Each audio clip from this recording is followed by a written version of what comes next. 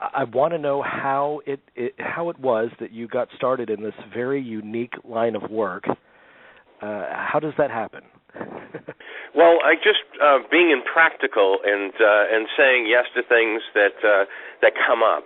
When I got exposed to, I was around death quite a bit when I was a kid, so I was sort of desensitized to it.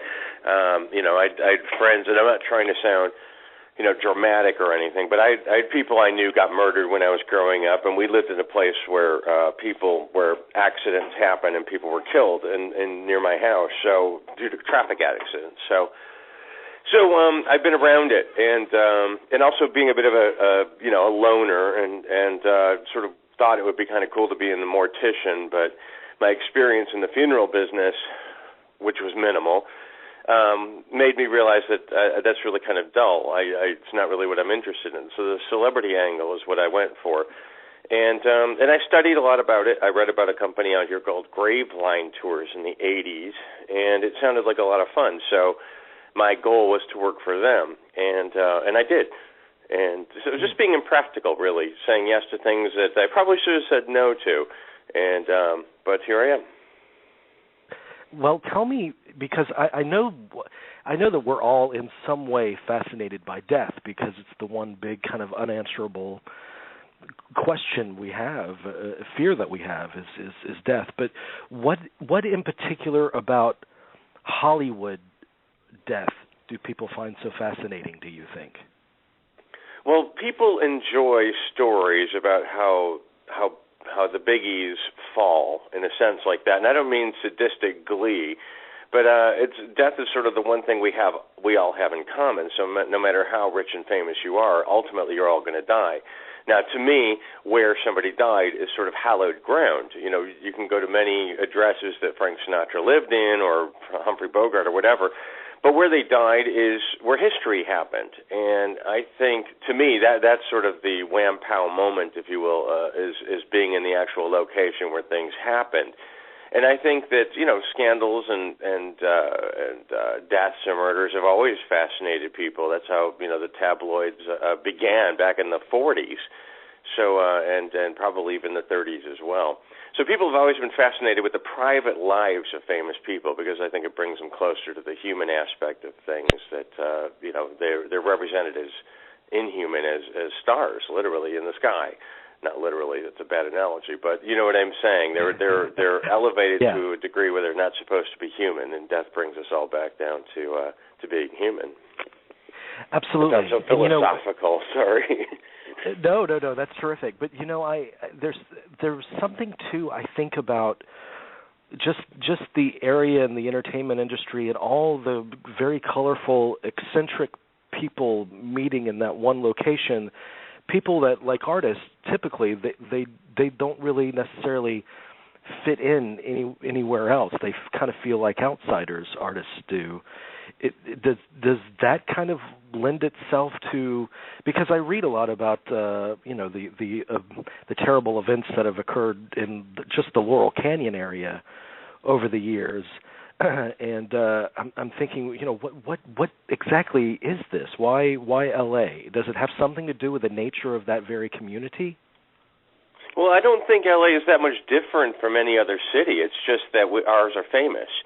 It's sort of like when people say, there's so many celebrity Scientologists. Well, it's not disproportionate. It's probably 10%, just as much as any other form of the population. It's just that ours happen to be famous. There are people murdered in every city.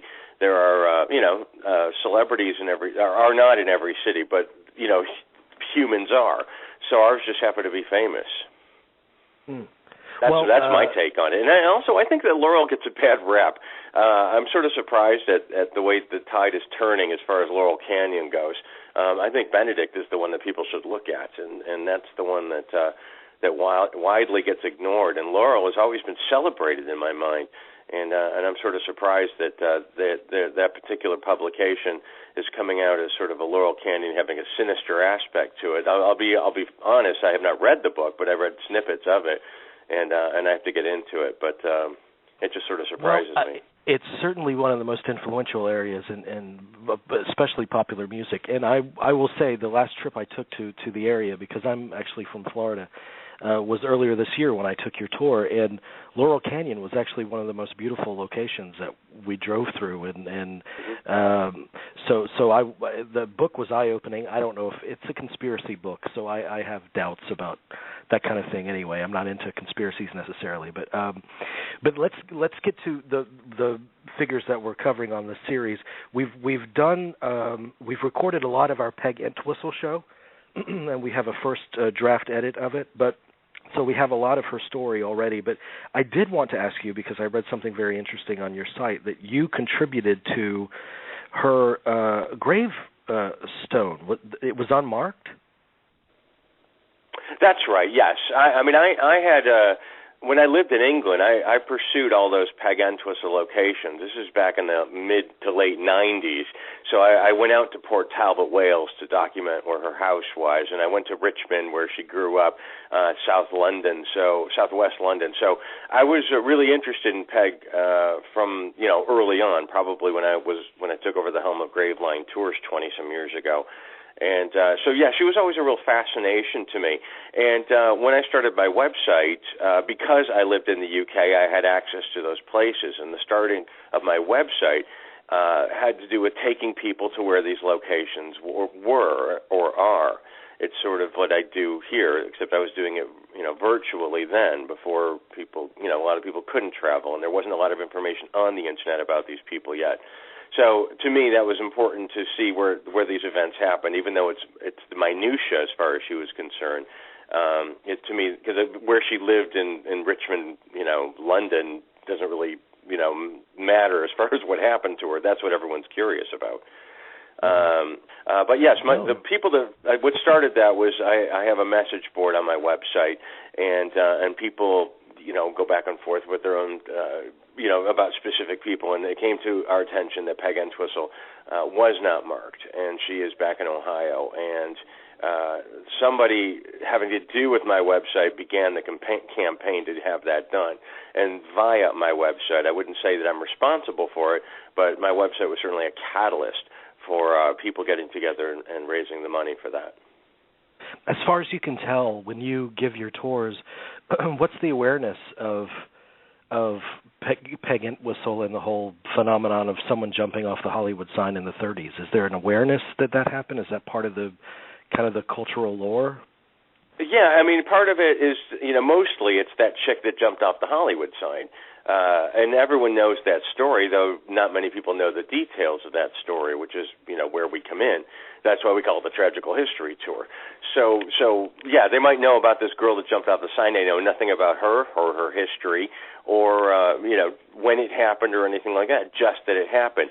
And also, a throwaway statement that a lot of people will use out here is that, people jump off the Hollywood sign all the time. It happens all the time. And Peg really is the only person that actually is documented to have jumped off the Hollywood sign and killed herself. So she started all this. That was back in 1932, and she started this whole dark side of Hollywood business.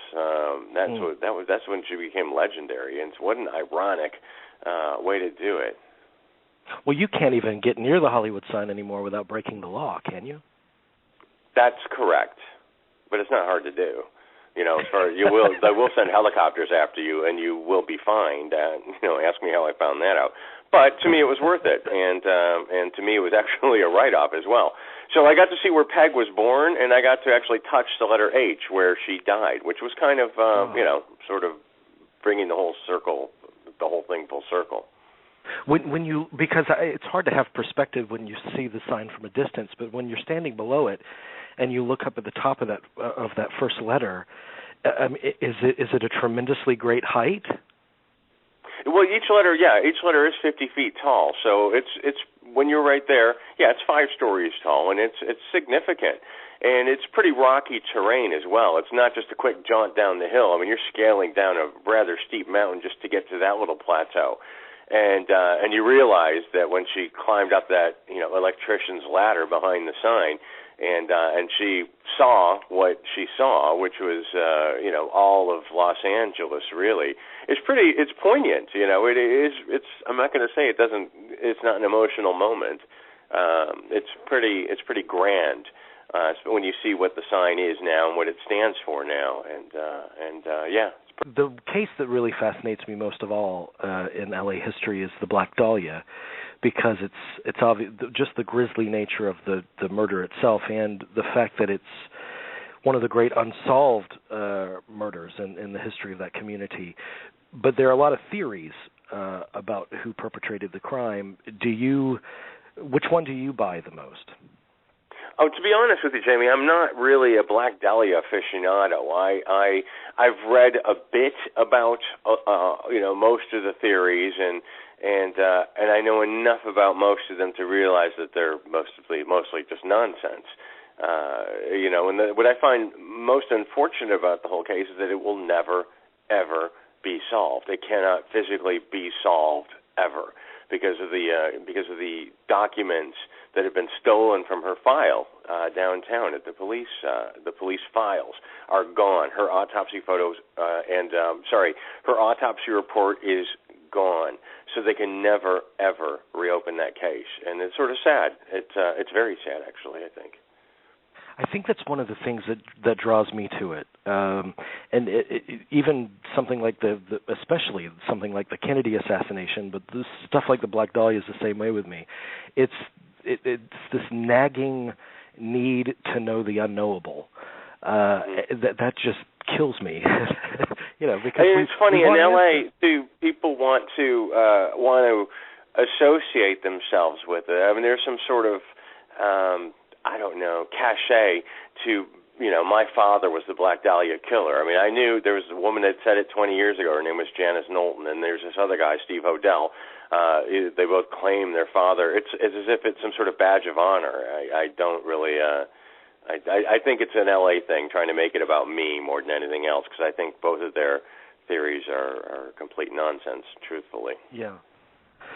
But there's also John Gilmore's book, and actually when I took your tour, Brian gave it in the day that I took it in January, and we of course drove past the Hodel house that looks like Jaws, and he said, the best book on the Black Dahlia, in his opinion, was Severed, the Gilmore book. Mm-hmm. And I read that right after he said that, and it is the best book because it really humanizes her, and that's something that gets lost a lot. You don't get a sense of the victims necessarily as people. Yeah, Gilmore supposedly knew her as well, or at least had met her more than once, I think. And so he has that sort of, perspective on it. See, to me, what makes her human, I don't know her as a human being, just by, they dragged her through the mud. I mean, they make this woman, this poor girl, made it sound like she deserved what she got. She was a hooker, and she was this, she was that. The part that really affects me the most is what exactly happened to her. And to know her injuries, and to know how much of it was inflicted before she died is really quite moving and quite, it's unspeakable horror. It's like it's our Jack the Ripper. I mean, that's what this is. And to think of what but Jack the Ripper killed people done. What she did was what happened to her was calculated. It was a creation. Somebody did what they did and took a step back and said, what will I do next? Some of that while she was still alive. So I find that really so emotionally moving.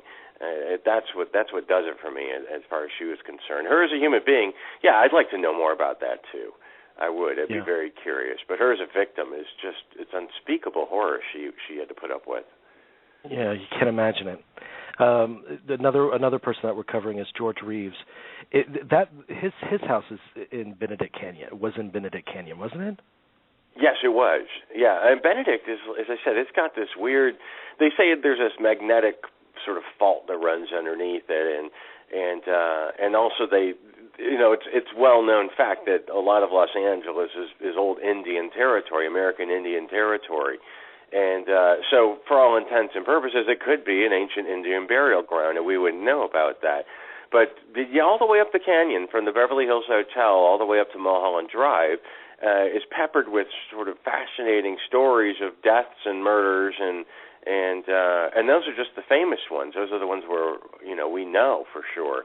I'm sure there's lots of interesting things that happen to people that that aren't well known. But you've got the Manson murders that happened right there, just a half mile down the road, and across the street from George Reeves and up a little bit further was the J. Sebring house where Paul Byrne and Jean Harlow lived, and he died under mysterious circumstances. And then a little bit further up the road on West Wanda was where Yvette Vickers, that character actress that rotted away in her home, they say, for a year, was right up there. And there was that guy that was killed at a Halloween party, Michael, I forget his surname, that was dressed like a police officer that was killed by a real police officer at a Halloween party. And it goes on and on, all the way up the canyon. That to me is more interesting than the theory of, the military installation in Laurel Canyon and things like that. Yeah, I'm with you. I'm with you on that. When you think about the George Reeves incident and that whole case, which a lot of the official story on that is questionable. What fascinates you most about that? Well, to me, it's the show business connection. If it was just some guy, we wouldn't be that interested. And the fact that Superman himself was stopped by a speeding bullet is pretty fascinating to me. Mm-hmm. But it's the showbiz connection. It's Eddie Mannix. It's George Reeves. It's that whole Hollywood aspect to it. These stories captivated the country when they happened, and they just made that Ben Affleck movie, which I thought was quite good actually, the Hollywood Land movie, despite the fact that Hollywood Land didn't exist at that point. I just find it, there's still a fascination obviously about it, and I think it's the show business aspect of it. Well, I saw an interview. I'm sure it was her last interview. His fiance at the time. It was from 1989, and she died just a couple of months later. And that was a fascinating conversation to me because obviously she was in the house when he killed himself, and supposedly, and she said, he wasn't depressed at all. He wasn't the depressed sort, which begs the question that, well, then why the heck would he kill himself if he's not depressed at all? I don't know. Does it say? It says self-inflicted. It doesn't say suicide, though. I don't think, does it, on his autopsy report? I'm not sure exactly. I'd have to look. Well, I can look if you want to hang on a second. Okay, death certificate. It just says gunshot wound of head. That's all it says. And if I were to peek at the autopsy report, it might have a. This file is massive, so it would take me a long time to find. That would indicate that he, in physical point in fact, he did shoot himself, but it was unintentional, wouldn't it? Well, they didn't. I don't think they actually. I know that. Let's see. Victims and friends were downstairs having conversation. Friends mentioned having party. Victim said no, and told them and for them to leave. He wanted to retire. Victim came upstairs to bedroom, evidently undressed, shot self in temple. Friends found him at 1:20 a.m. It doesn't say, whether it was suicide or not, and not to say it'd be pretty funny if he was playing around with a gun at nighttime after just telling a bunch of people, to basically get out of his house. Right. So, why that would happen, I don't know. And she was, Lemon, she was a bit of a dodgy character, too, not necessarily a, what was it? Something about this, the angle that it went in, or was it right-handed or left-handed? Boy, I'd have to venture into that file again. And it looks very clean too. If you look at the autopsy photo, a very clean one. Gunshot wound. There was residue or something. Now, if you got a second, let me read this to you. At approximately 12 a.m., June 16, 1959, decedent retired, leaving two house guests, Leonora Lemon and Robert Condon, to retire to their respective rooms. At approximately 12:05, William Bliss and Carol Von Rankel arrived and were admitted by Leonora Lemon. The decedent came down from his upstairs bedroom wearing a bathrobe, upset and irritated by the arrival of the two guests at such a late hour. An argument ensued between the decedent and Mr. Bliss. Mr. Bliss apologized, which calmed the decedent, who later apologized for his conduct. At 1:20 a.m., the decedent excused himself as he was going upstairs to bed. Miss Lemon at this time made the statement, "He's going to shoot himself." Shortly, they heard a dresser drawer being opened upstairs, and Miss Lemon commented, "He's getting the gun out now, and he's going to shoot himself." Moments later, a shot was heard, and Miss Lemon asked Mr. Bliss to go upstairs and see what happened. Mr. Bliss entered the upstairs bedroom and observed the decedent lying nude on his back across the bed. There was a large amount of blood on his body and head. He went back downstairs and told the rest of the guests what he had observed. Mr. Bliss then called the LAPD, and on their arrival, took them upstairs to the bedroom. There was a .30 caliber German Luger lying on the floor between the decedent's feet. The bullet had passed through his head and had lodged into the ceiling of the room. The shell casing was found on the bed under the decedent's body. The bathrobe was laying at the foot of the bed. No notes or messages giving reason for his actions were found. Witnesses present stated he was quite despondent about not being able to get the type of acting work that he wanted. The guests were instructed to leave the premises, and the resident was sealed by the coroner's representatives. So it's all very, it's all. I mean, there's a lot more detail to it than this, but that's basically the summarization. I would think, because you have a special tour dedicated specifically for the Tate LaBianca murders and that whole Manson era. I would think that would probably be the kind of the number one crime that most people are most fascinated by in the area when they take your tours. Sure, I think. Well, it's been proven to be. Well, it is the Helter Skelter, the novel. That's the crime true account of the Manson murders is the number one true crime book ever written in life. And it's a continual fascination. If people ask what evil is to define it, you're going to get one, Adolf Hitler, and the next one is always Charles Manson. So I think that he is Manson himself has become part of pop culture, and these murders are certainly a part of pop culture as well. I mean, we just saw it with the 45th anniversary. A whole slew of kind of programming and online this kind of interest that has never gone away. And I mean, first of all, I'm curious to know, you being so intimately ingrained in the LA culture. What can you tell me about how that affected Hollywood at the time of the Tate murder? Well, they often say that the Manson murders or the Tate murders, Tate LaBianca murders, ended the 60s. And in a physical sense, they did, because they happened in 1969. But it affected people's attitudes about personal safety. It affected people's attitudes regarding hippies and youth culture.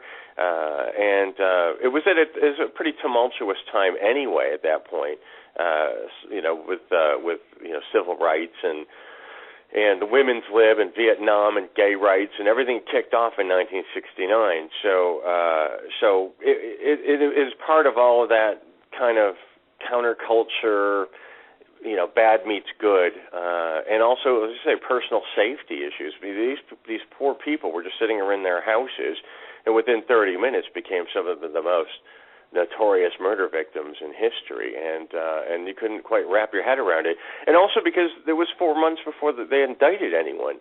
So during that period of time, people were scared to death that someone was going to come crawling in their house and murder them while they were sleeping, and because it happened. And I think that fear really affected everyone. I mean, I grew up in Detroit, and when these people became eligible for parole, I was scared to death that Manson was going to come crawling up my window and kill me. That's what they did a really good job convincing people that he was, sort of the boogeyman. Yeah. Is there any truth to what I've heard that there was a celebrity hit list, or do you think Manson didn't care necessarily about killing celebrities? Well, the family were desperate to stay in the news because Charlie was their cause, and they wanted to stay in the news any way they could. So these people would say the most insane things. One time they called all the press and said they were going to crawl across the valley. The girls were going to crawl across the San Fernando Valley. So, of course, the press showed up because they always put on a show. The girls always put on a show. If they weren't shaving their heads or carving X's into their heads to emulate what Charlie did.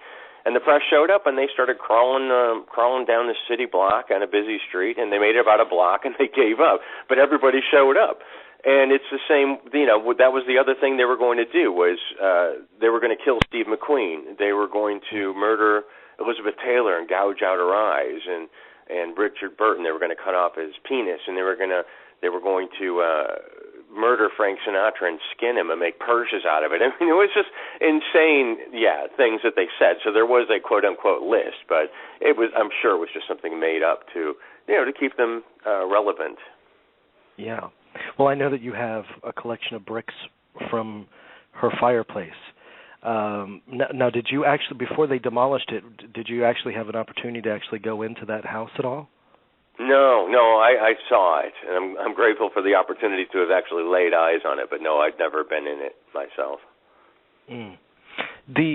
I've heard an interview, and actually you did an episode of the Tate LaBianca podcast or radio show, and I heard that, and you referenced the William Garretson interview, which actually started out good enough, believable enough, and then it went on this completely crazy tangent. But do you think that the kind of the trauma of witnessing that event has done something to his recollection of that event? Well, it's not a recollection. He's just blatantly making things up anymore. That's what I find so ridiculous, is that he's like pontificating because people will give him an audience because he is who he is, because he was the only one left alive on the property that night. So whatever he says, he was there. He has firsthand knowledge of it. So he can make up all sorts of things, which is exactly what he's doing now. Now, not to discount the fact that this is an 18-year-old kid who was only in Los Angeles for 2 weeks or 6 weeks or whatever it was when he was, they broke down the door of his little guest house and grabbed him by the hair and shoved his face into Abigail Folger's cut-out face, thinking, you did this, because they assumed he did. Wojciech Frykowski, who'd been stabbed 51 times, and he was sitting there with a bashed-in face. They broke the gun on his head because they hit him so hard with it. And this poor kid is being dragged out and shoved into these horrific images, these faces. So that couldn't not have affected him. When he was arrested or taken in for questioning, and people were spitting on him because they assumed he had done it. So you can't not be affected by that. But, I think now he lives with the girl that claims to be Sharon's baby that was put in witness protection. I mean, that's just ludicrous. Yeah. But they give him an audience, and they'll lean on every word because he was there. What do you think, personally? I mean, obviously he was of great influence to these kids, and I'm sure they probably wouldn't have done it otherwise. But what do you think Manson's ultimate culpability is in the whole thing? Well, Manson was convicted of murder for 2 murders, Gary Hinman and Shorty Shea. One took place a few weeks before the Tate LaBianca murders, and one took place a few weeks after. Manson had a direct hand in those deaths. So now he is also responsible. I believe it was conspiracy to murder, and Manson was lazy. Manson wanted to get his own things done for whatever reason, and he convinced a lot of other people to do it for him. So they say Manson was whomever you wanted him to be, and that's what he was to these people. And you drop acid every single day of your life, you'll start to believe anything.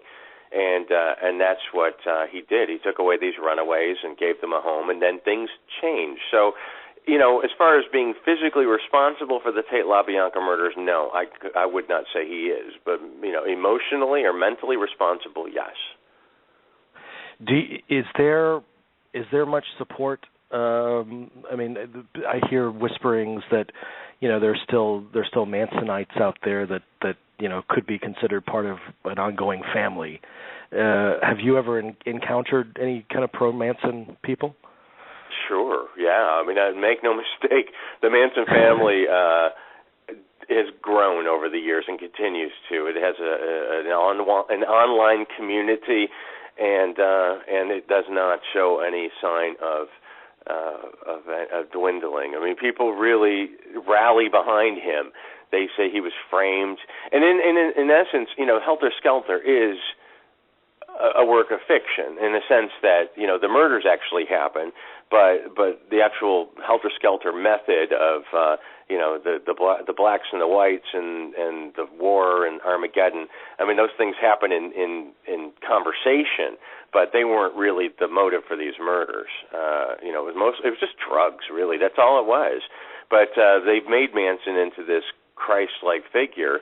The family did too, and he made sure of it. You know, he'd drop acid, and then he'd, you know, put himself on a cross in front of a fire, and you know, these people swore to God that they saw flames coming out of his eyes and his fingertips. I mean, they were, you know, he was a pretty compelling individual.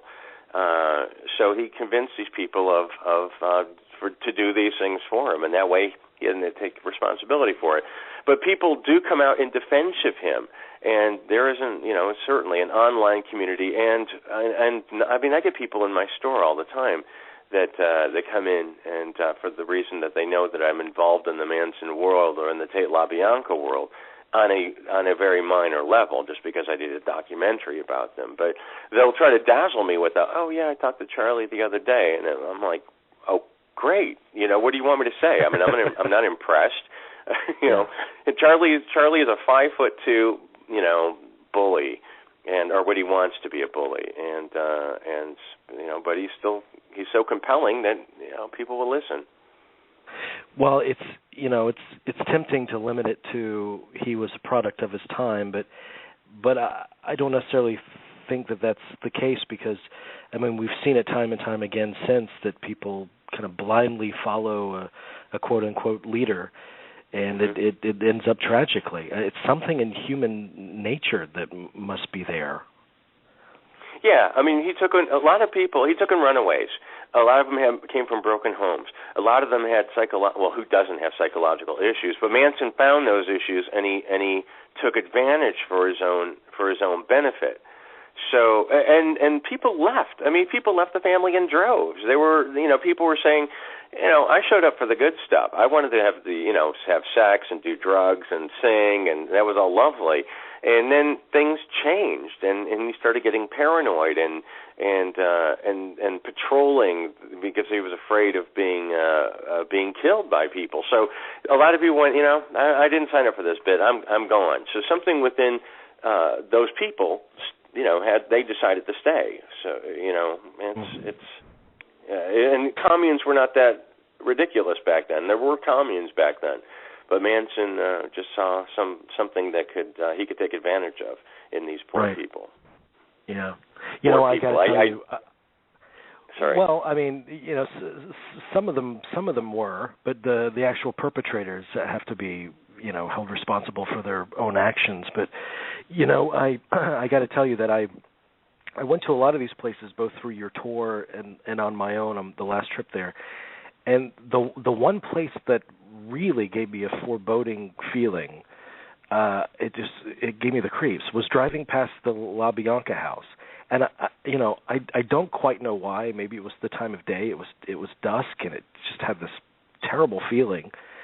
But you doing this for a living and visiting these places so often, is there any spot that still does that to you? Occasionally it'll hit me a certain way. Now, the LaBianca house is fascinating because it doesn't look that different than it did back in '69. It's up on a hilltop, so you're at the bottom of the road looking up at this building that we've all seen 1,000 times in photographs and in video. So I don't think that that's crazy at all. I mean, it's sort of like a haunted house in a sense. We're so familiar with it, and to actually sit there and see it. I've been to a lot of murder locations. I've sat in a lot of places where terrible things have happened. Not that long ago, I was actually able to sit in the seat that Jane Mansfield was sitting in when she was killed. And to be there and to see what they saw at that particular moment, or the situation that they were in, is quite moving. And it didn't feel good. It was but it's a matter of, it's quite awesome, and I mean that as a form of awe, to be involved, or to be that close to where something that tragic happened. The only time I ever got really creeped out was in the Wonderland house. I went up there with one other guy when it was empty, and I sat in the rooms where these these horrific murders happened, and that one was sort of, I'm ready to get out of here. I did not like being in that place. I did not, there was something about it that made me want to leave. I can understand that, and I did see that video. That was a fascinating video that you did on that, and I also saw it in your Dearly Departed documentary, where you have communicated with present owners of some of these houses where these incidents took place. In general, what do you think their mindset is when they know where they're living, when they know the house they're living in it was actually the scene of something particularly grisly? Do they put that out of their mind, or is it something that they enjoy the lore of that? I don't think there's any enjoyment in it. I think there's a practicality in it. They saw a good deal and they went with it. Now, Rudolph Altobelli, he owned the Tate house, and he lived in that house for 20 plus years. And when I interviewed him, he just said, I never had any problem with living there. The problem I had were the people hopping over the fence wanting to see the house. Now, the woman that owns the George Reeves house, I spoke to her more than once, and she's completely polite.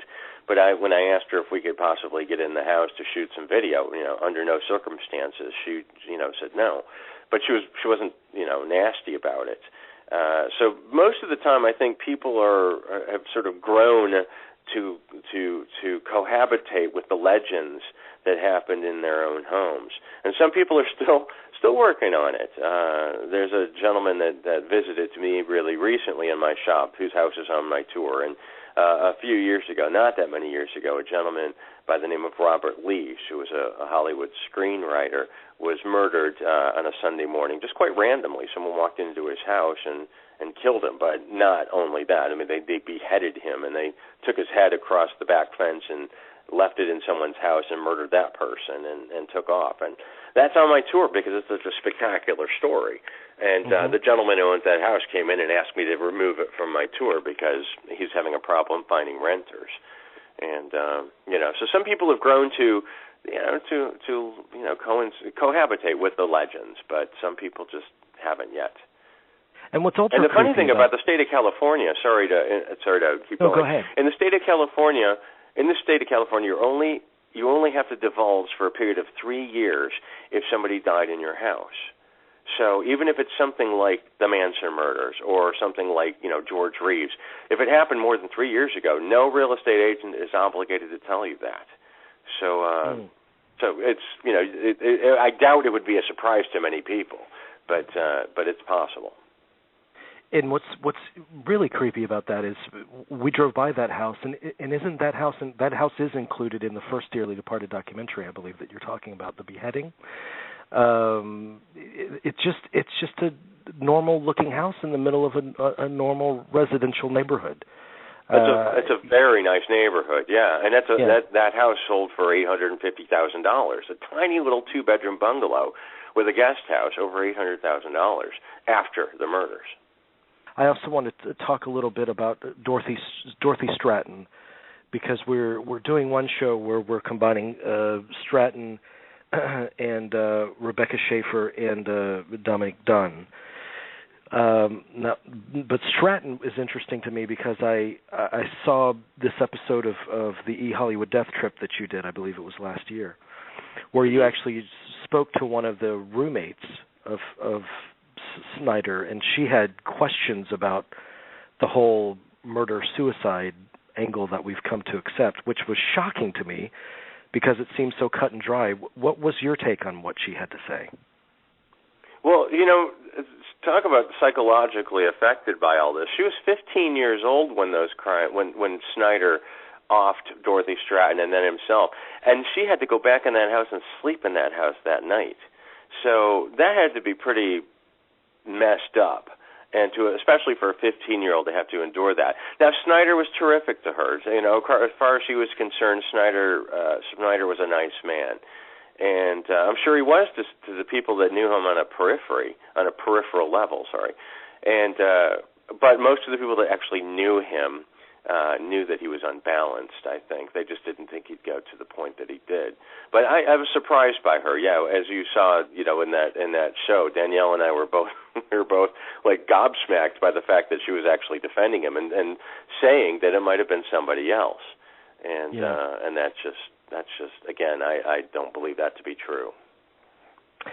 Do you there with a lot of these Hollywood murders, a big myth kind of develops around a lot of them. Are there any and talk of hauntings and all that kind of stuff? Do you buy into any of that? Yeah, I do believe in the paranormal, and I do believe in ghosts. I've seen enough of it to believe in it. But I've also heard enough of it to know that probably 90 to 95% of the stories that are out there are nonsense. There will always be another book or a documentary or a television program about, ghosts of the rich and famous, and they're always writing books about these. I think that's the reason, Dorothy Stratton is still a fascination, because there's always going to be another book about her, and there's always going to be, that woman, that was really a surprise to me that we got that interview for that show. Because she's never spoken to anybody about it before. But there, it's a continual fascination. So I don't know if it's a comfort that these people might be hanging around in the afterlife. I don't know if that's the reason behind it, but it certainly sells papers. And I love a good ghost story. We have our own tour of Ghosts and Legends of Hollywood, and we repeat the stories about the ghost of Bela Lugosi in the hearse driving down Hollywood Boulevard, and Lon Chaney haunting the bus stop, and where he used to catch the bus every day. I love those kinds of stories, and I do believe that it exists. I do, but I do believe that a lot of it's been fictionalized. Well, I think when something so terribly traumatic occurs in a space, that there's bound to be a residue of something that remains. Yes. And when I think of that, I think right away of the Tate House, which someone demolished the old Tate House and they rebuilt their own kind of cutout mansion there. But he's never the owner of that house has never spoken about it at all, has he? No, Jeff Franklin is his name, and he's never had any issues as far as I know. And some people just aren't in tune with that. Now, there is actually a physical wall from the original Tate House in his house. So one of the original walls from the kitchen of the Tate House has been incorporated into his house, because also in the state of California, if you leave one load-bearing wall up, it counts as a remodel. So even though it was a modest 3-bedroom ranch-style house, and it's now a 17,000-square-foot Mediterranean villa, it still only counts as a remodel. But Jeff Franklin has always been, pretty level-headed about it as far as I know, about living there. But you were talking about the residue, and because I have a lot of this, Sharon's the Tate House fireplace in my office, and I have several people that take this tour that are a bit, I would say psychic medium, or sensitive, however you want to refer to it. And they go straight for the rocks. They don't know what it is, but they go straight to the rocks and know that there is something to do with that. And then I look around my office. Now I've got the Tate fireplace. I've got a tile from the pool that Brian Jones drowned in. I have a piece of John Denver's airplane. I have a piece of the Hindenburg. I have Rock Hudson's bed that he died in. I have the suitcase that Jane Mansfield packed the night she was killed. So all of these items have that sort of energy to it, I think, and it's all in this office, which is probably why I'm sick to my stomach all the time. But and I try to maintain them. We have try to treat the items with respect, and occasionally we'll throw some sage around just to make sure everybody's content. But I don't doubt that there's energy attached to the locations and to these sort of artifacts that I've collected as well. Yeah, I mean, I've seen the display, and you just have an astounding assortment of historical memorabilia there, and it's just really valuable history. But I wanted just one more question for you about. I wanted to ask about Dominic Dunn, because you've the thing that I'm curious about is the actions of the actor that was in the house with her, did he stay in the house as she was being choked to death? Yeah, Packer was his name, David Packer, I think, and the story goes that he and Dominique were rehearsing lines in the living room when Sweeney knocked on the front door, rang the bell, and Dominique had broken up with him, and he was trying to reconcile with her, and she told Packer, stay put inside while she went outside and talked to Sweeney. And nobody really knows except Sweeney what happened outside. But after a little while, Packer got curious enough to look out and saw Sweeney kneeling over Dominique's body in the driveway, and he said to him, I killed my girlfriend. So I don't know how aware he was of exactly what was going on outside. Dominique did tell him more or less, mind your own business, without, I'm sure she didn't mean it that nastily, but I think she said, you stay here, I'll go out and deal with this. So I think that's what he did. And so I don't know if it was necessarily negligence on his part, although it's certainly been portrayed that way. And I know I've had people that know him take my tour and said that he's pretty screwed up over the whole thing. So I think there's a survivor's guilt. I mean, Terry Melcher, who lived in the Tate house, if Manson didn't know who Terry Melcher was, Sharon Tate would not be dead right now, possibly. So there is an element of survivor's guilt. I don't think you can hold David Packer accountable for what happened because she told him to stay inside, and he did, as out of respect for her, did just that. But I think that over the years he's been sort of thrown under the bus. Yeah, probably so, and I see the survivor's guilt too, and even witnessing the aftermath of some of these crimes. I think it was when the Tate murders happened, they were first identified. But was it Roman's attorney that showed up to identify the bodies first? Yes, and I think he didn't know who parent was. And no, it was Gerritsen who thought that Wojciech Frykowski was actually Roman Polanski. But yeah, Bill Tennant was his name. He's the one that identified the body since Roman was out of the country. And I read something that Peter Bart wrote a few years ago, where he said that essentially he ran into Tennant and he was homeless. I think he's kind of rebounded since. This was, I think, in the late 90s when he wrote this piece. But because that incident just never left him. How could it? No, this is the first I've heard of that one, Jamie. I don't know about this at all, and I did not know. You couldn't not. I was someone I've always really wanted to talk to. I'd love to talk to the girls. I don't want to talk to Manson because Manson, you just can't trust anything that came out of his mouth. I'd love to talk to the girls, but they'd never want to talk to me about what I'd want to talk about.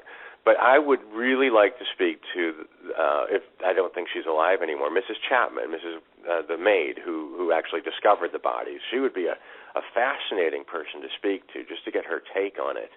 And even though there's not much left to the imagination, I don't think, there's not much more she could say than has been published, but it would be really interesting to get that perspective on things since we know it so well from the official perspective. But to get that personal perspective on it would be really interesting. I think she's passed away, and I think she right after the murder she kind of ran off into hiding. The police had to track her down just for questioning. Yeah. I think I read. Yeah, it's terrible. I've been trying to find out. I mean, some people say that she died in 76 or 78, so I did a little bit of research, and it didn't happen then. And so I don't know what avenue to pursue anymore, but I don't doubt that she's dead now. The other one was not related to what you're talking about, but the woman, Marilyn Monroe's housekeeper. She'd be a fascinating person to speak to, even though she's long gone, Eunice Murray. And we already know that she was a liar, and she changed her story all the time, but she would have been really interesting because she was there as sort of a bit player for this whole thing. And it'd be really interesting to get perspective. I hear something weird about the Tate case because it's so embroiled in pop culture. I got a chance to speak to Mark Lindsay from Paul Revere and the Raiders not that long ago, and because he lived in the house with Terry Melcher before Candice Bergen moved in, and he told me that the house was furnished. You know, Sharon and Roman rented the house furnished, so the same furniture that was in that house had been in the house for years through other tenants. And there was a baby grand piano in the room where Sharon and Jay's bodies were found.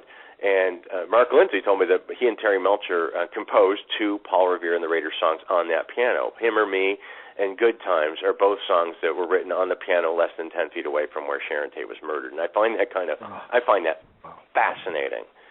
Yeah, I do too. Absolutely. I mean, there's all these stories about, you know, I was supposed to be there that night, and I collect those actually. I do.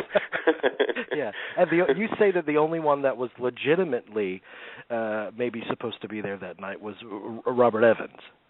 In my opinion, yes. I mean, Roman, as I understand it, as I've read over the years, that Roman asked, Evans to check on him, check on Sharon, because it was going to be a couple of weeks before Roman got home. So as far as making it about me, which a lot of people did do, I think Evans, phoned her up every day or something, and that night he phoned and she invited him to dinner, according to him.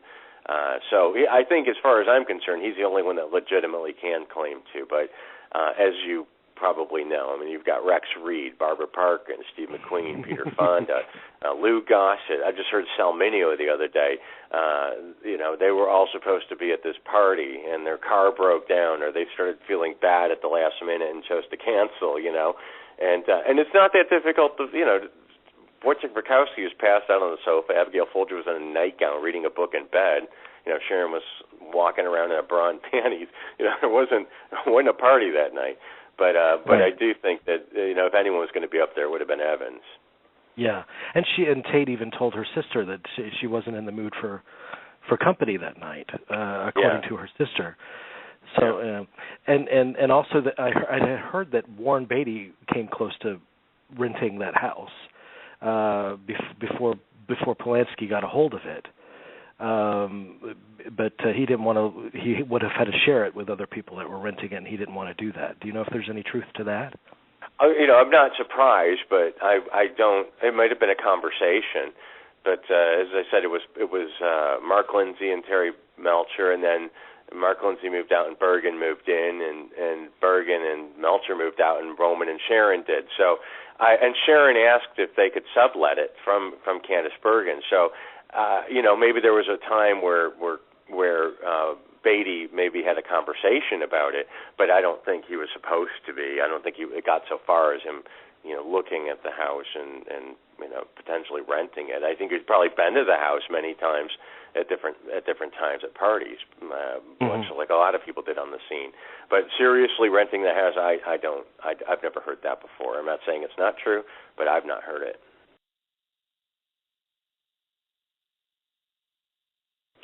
I mean, the Simpson case, it doesn't get bigger than that. That's like the Princess Diana thing. It just doesn't. That was precedent setting, and the fact that it was such a fascination for so many people. It was a daily soap opera. People were glued to their screens for that. So it's the first time that a murder investigation or a murder trial was presented as entertainment, and therefore it affected a lot more lives than poor Marilyn or something like that. So that became part of everyone's daily lives for a good year. Well, you were in that area when you were in that area. You were already in L.A. in '94 when that broke, right? When that occurred. So that must have been. I cannot imagine the circus atmosphere there at that time. It was weird, and I remember when it first happened, and I remember reading in the papers that OJ Simpson's wife was murdered, and it was on the front page. It wasn't a huge article, but it was front page material. And I thought, well, that's sad. That's really terrible. And it wasn't until about a week later, it was that chase that really cemented it as far as people's awareness of it. And it just got bigger and bigger from then. So, it was a tourism industry. I mean, we did it, of course. When I was with Graveline, we added it to the tour because this is what we do. It's what we've always done. It's just that, the rest of the world sort of jumped on the bandwagon at that point. And at first we were the bad guys or the terrible tacky people, and then, lo and behold. So yeah, it was all consuming, and especially here in Los Angeles, when it was part of daily life, there were certain areas you could not travel to because of the, Nicole Simpson's house. You couldn't go anywhere near it. You took a different street because of the amount of traffic. They had police posted out there because it was such a nuisance. And same with his house. They were blocking off streets because of OJ Simpson's house, and everyone wanted to see it. So it became part of life. And the day of the verdict, this was shortly after, not that long year-wise, after the Rodney King thing. And Los Angeles was a ghost town. There was nobody out. People took days off, took the day off because nobody wanted to be on the roads because nobody knew what was going to happen. And so, yeah, it really affected the psychology of the city, definitely. I'm sorry. I swear this is the last question, but I could talk for hours and hours about this stuff, and I know you can too. But where do you fall on the theory that it's not a popular theory, but the theory that maybe OJ in fact did not do it, but maybe his son might have had some involvement and he was covering for him? That's a good theory. I don't know if it's true, and I don't know if OJ would. If he was put in prison for that murder, for those murders, maybe we'd know a bit more about it. But since he was acquitted, it's become the source of conspiracy theorists. It's like the Maryland thing. It's like the George Reeves thing. We've had a lot of time to think about it, and because nobody is paying for that, nobody's spending time in prison for that. It leaves a big sort of open wound or just an open end. And people don't like open ends, so I think that the theory of the kid doing it, it's not. I'm not going to say it's not possible, but it just doesn't seem probable that it would be anyone else except for him. It just works out too well. He could have easily have made it from point A to point B easily. He had just learned how to use, that particular knife. We know that she was egging him on. We know that he had a hair-trigger temper. We know that she was doing Ron Goldman. So, it just everything was there, and I do believe that the simplest answer is usually the right one. Right. But I was thinking, because I was watching this documentary on the case, and I was thinking to myself, if it were actually proven, I think he did it as well, but if it were actually proven that he didn't do it, could you imagine how many people would completely lose their minds and question their entire existence if that was actually proven? It'd just be mind-boggling. Yeah.